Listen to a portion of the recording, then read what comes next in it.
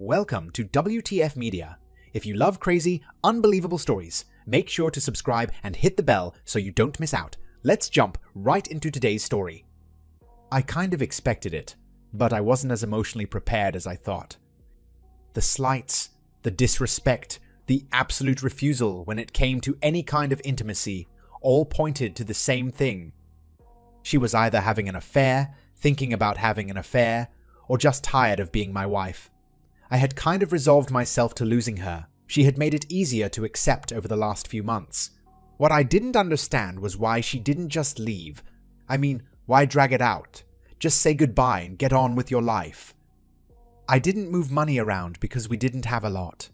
We lived in a debt-free house, but only because it had belonged to my grandmother, and we moved in after she had passed away. I was seeing signs I didn't like even then, so I talked to my folks, and they agreed to keep the house in their names for at least a year, just to be sure.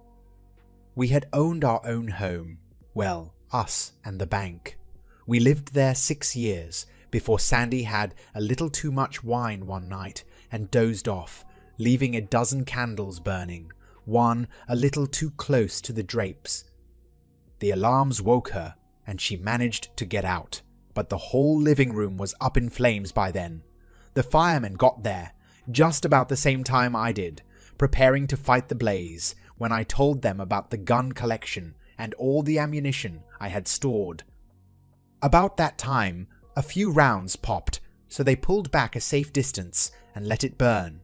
One of my best friends was the captain of that particular station, and he wrote it up as being too far gone when they arrived to help with insurance. Apparently, the insurance policy didn't have a stupidity clause, because they paid off, leaving us with a net of about 30 grand. It was more than I thought we'd get, so we took it and moved into Graham's house. We still had about 20 grand, and she'd get half of that, enough to start her in a decent apartment. I'd stay right where I was. I'd done a few more odds and ends. If we split, she was going to be pretty disappointed. Like I said, I expected it. I just didn't expect the cold-blooded way it went down. I worked a different shift. My hours were later than hers. It was winter time, and got dark pretty early in my region. I noticed her car wasn't in the garage, and the porch light wasn't on. I came in, calling her name. She didn't answer, and I found her at her vanity, putting on her makeup. She had on an LBD, not the one I was used to, a brand new one, with a higher hem and a lower neckline. I watched her for a few minutes as she ignored me.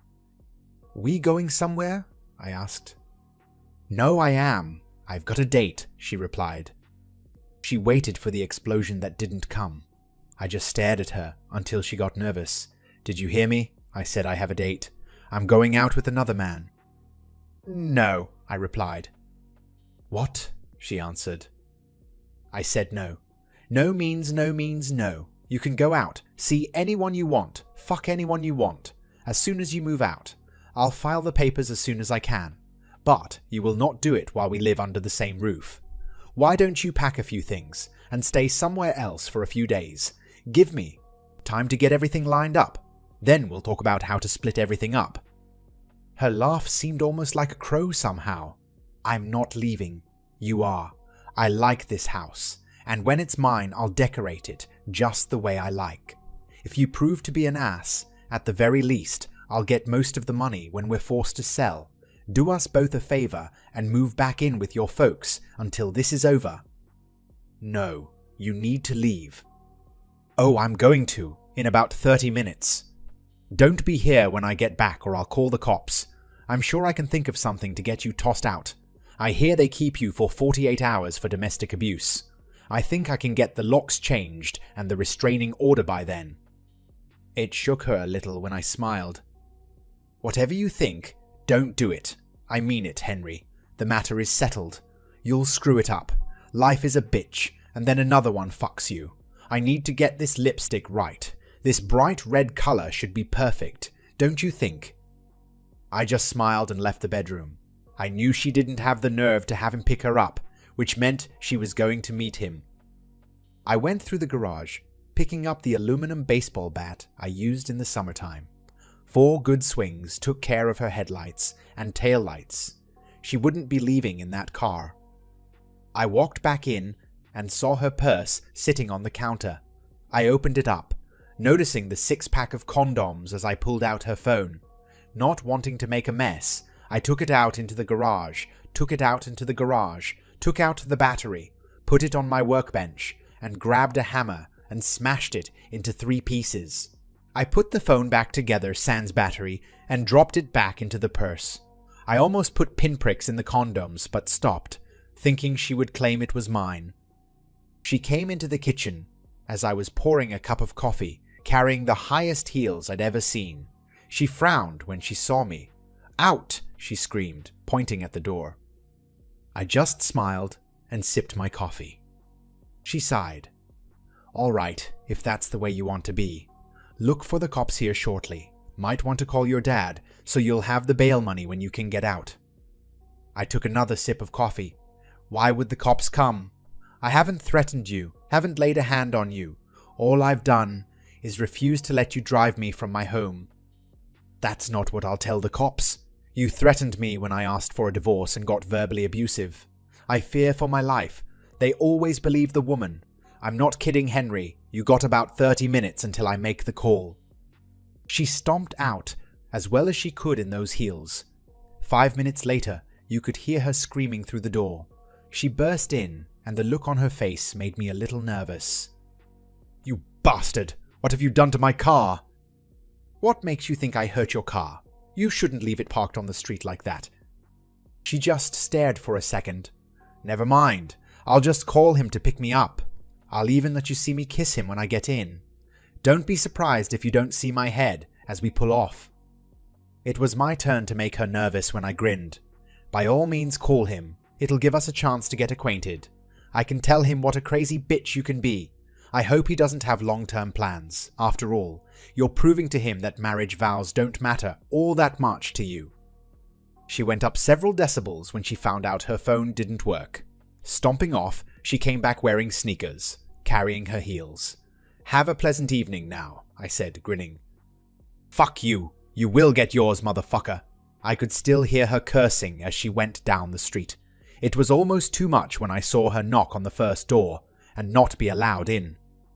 She must have repeated it half a block until she realized no one was going to help her. "Thank you, Mom." I had called her when I came outside, and she called all the neighbors. I grew up on that street. Everyone knew me, and everyone liked me. Her, not so much. I knew she would get to a phone soon, so I sat back down and waited. It took the cops about 20 minutes to respond. I didn't know it then, but she had walked back, staying in the shadows, waiting for the cops to arrive.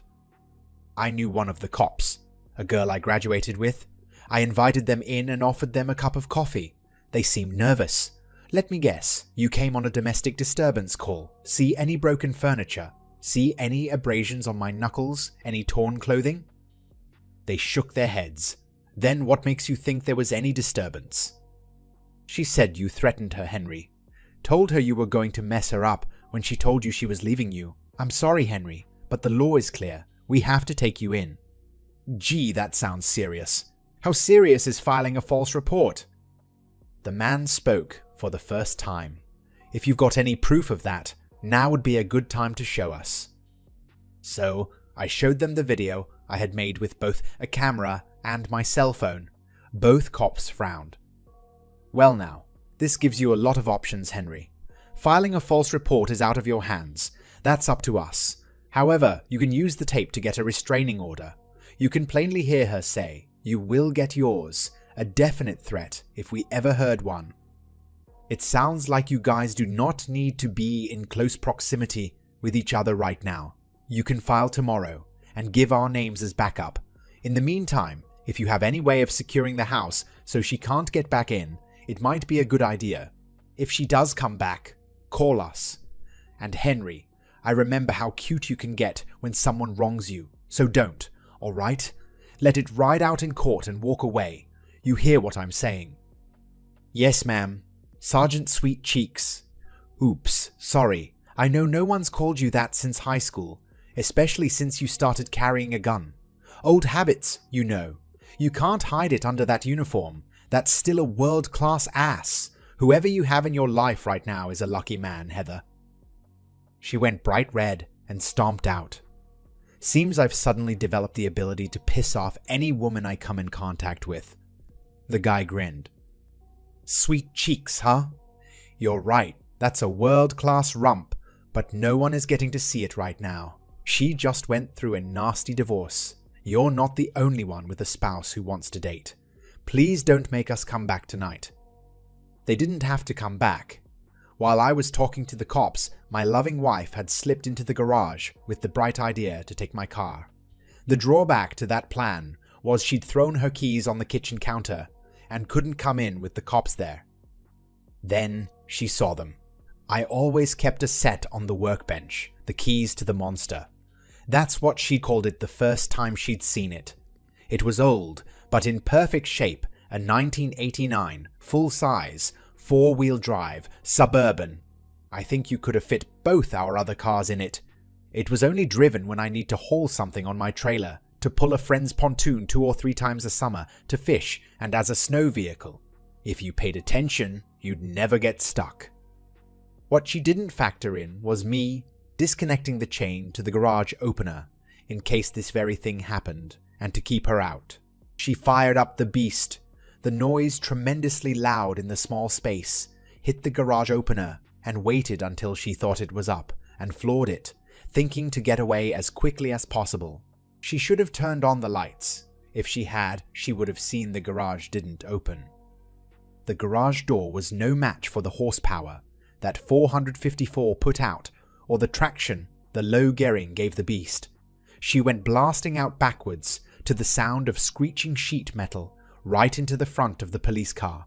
She had enough momentum to knock the car back several feet, causing extensive damage to the front end.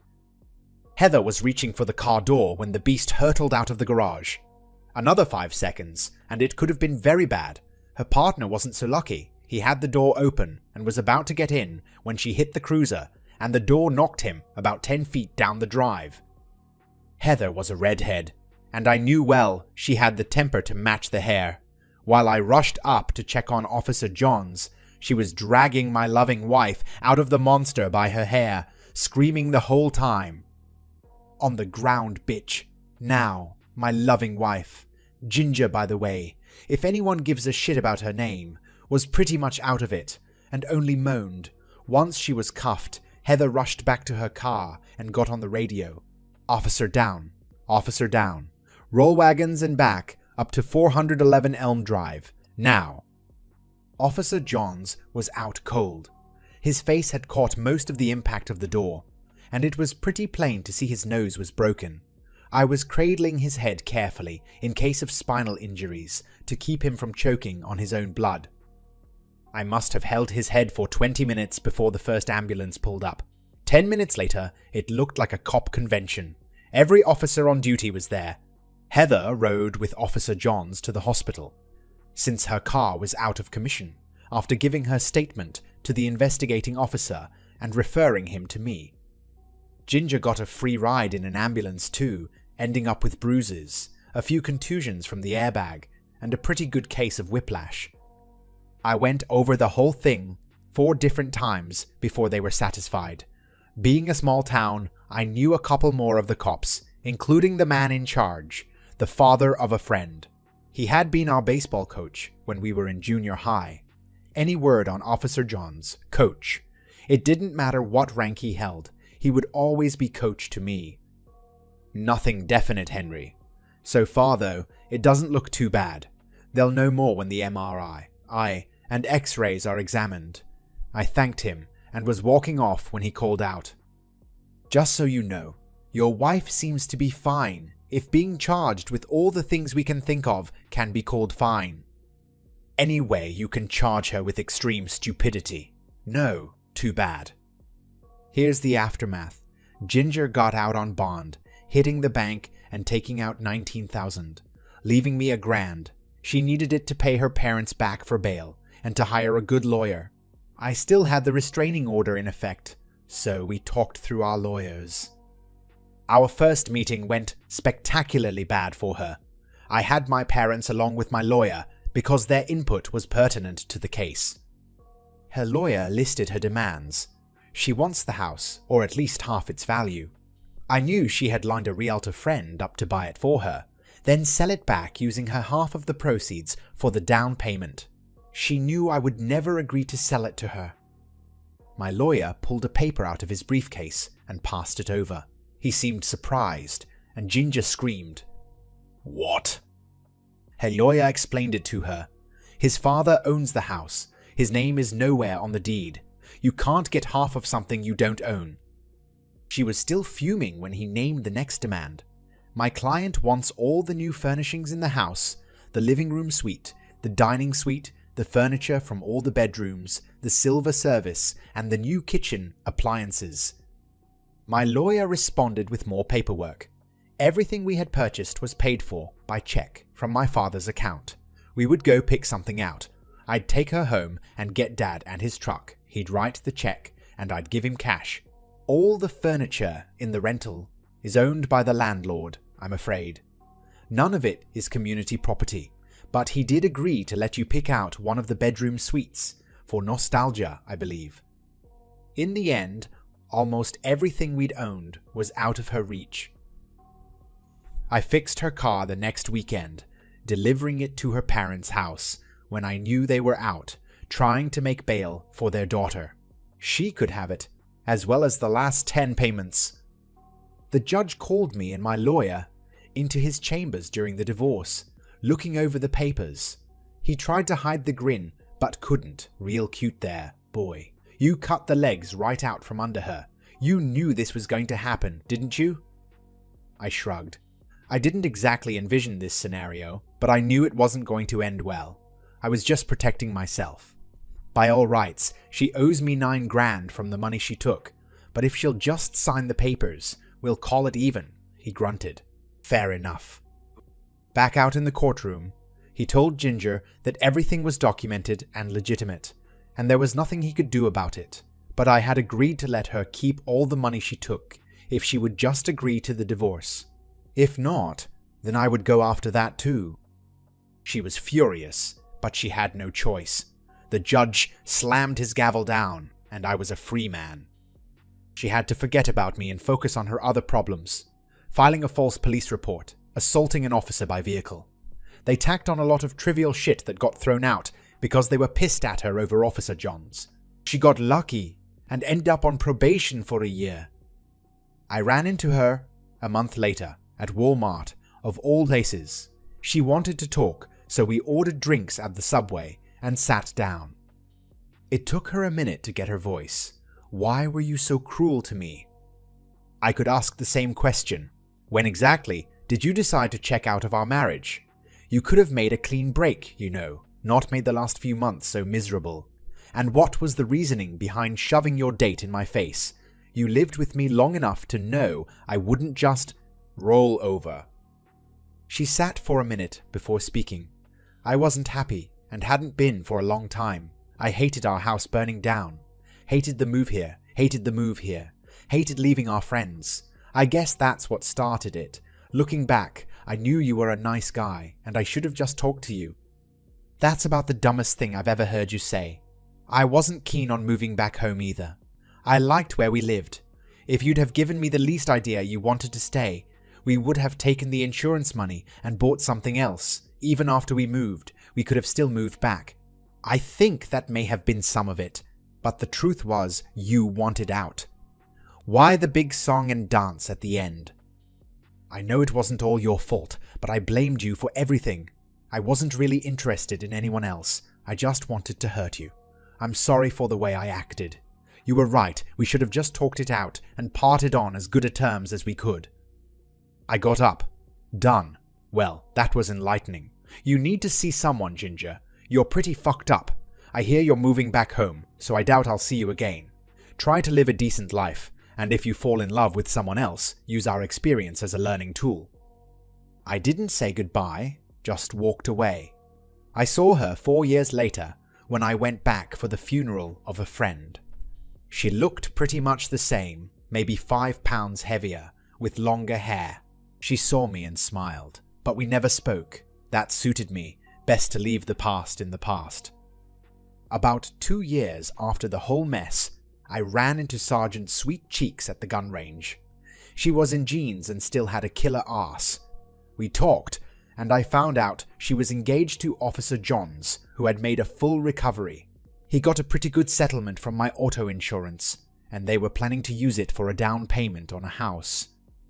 18 months later, I saw her again and asked how she liked wedded bliss. He doesn't seem to think as highly of my ass as you do. I caught him with another ass, and the ass belonged to a man. We didn't part on the best terms.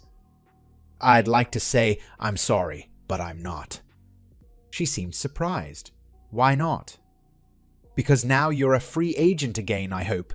I never got a crack at that sweet ass in high school. This might be my chance, and just so you know, even if it is a world-class ass, I like everything that's hooked to it, including that brain of yours. I hear you're a detective now. Can you use that? Superior brain power to deduce what I'm thinking. She colored a little before laughing. If it's what I think you're thinking, I'd have to lock you up. Anal sex is still illegal in 9 states. It was my turn to glow, but I was smiling. Is this one of those states? No, you got lucky. If you really like this superior ass and are willing to treat me like I deserve to be treated, you might find I may be inclined to share that I actually like it. With the right man, pick me up at 7, wear a suit, and don't say anything stupid. Now, shut up and shot. I showed up on the dot at 7, wearing my best suit. As my wife of 6 years can tell you, she never did cure me of saying stupid things, although our 5-year-old daughter is trying to help her. I don't know if it's genetics or training, but even as stupid as I can be sometimes, I knew better than to complain about it. I didn't get her in bed until we married, 9 months after the first date. All I can tell you is it was worth the wait. And it's Captain Sweet Cheeks now. I may say stupid things, but calling her Sweet Cheeks in public is not one of them. She likes it in the bedroom though.